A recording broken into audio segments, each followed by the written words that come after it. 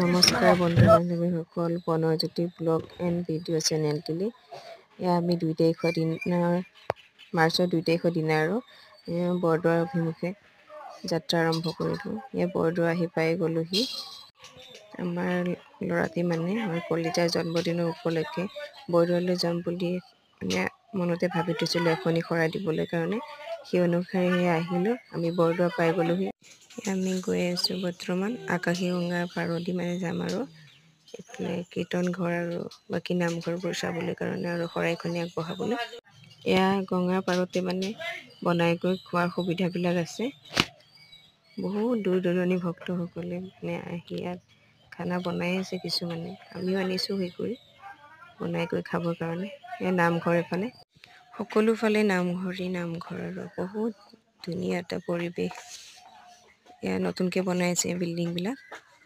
আমি গৈ আছোঁ সময়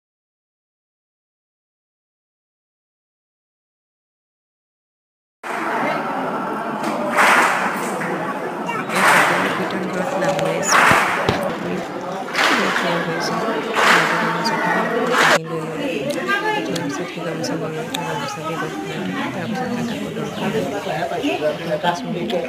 প্ৰসাদ খাব বহিলোঁ।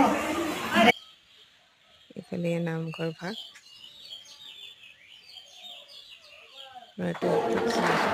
ফূৰ্তি তাৰ এইফালে কীৰ্তন ঘৰ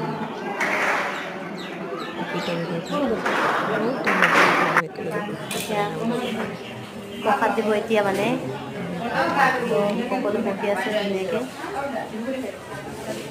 আমাৰ শিৱই দুষ্ট কৰি মুহূৰ্ত আৰু এইফালে নামঘৰ এভাগ আছে।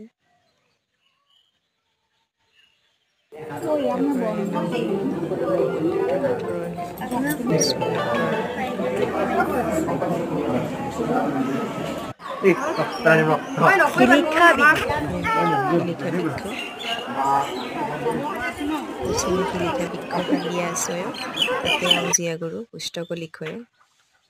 তাৰপাছতে আমি খিচিৰি খাবলৈ বহিলোঁ আৰু হোটেলত।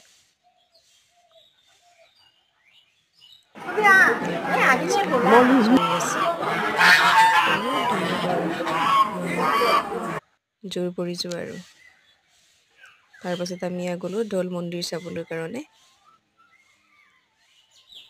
দৌল মন্দিৰতে শহাপহুবিলাকে চাইডে চাইডে আছে। দৌল মন্দিৰ ভাগ ইফালে আছিলে।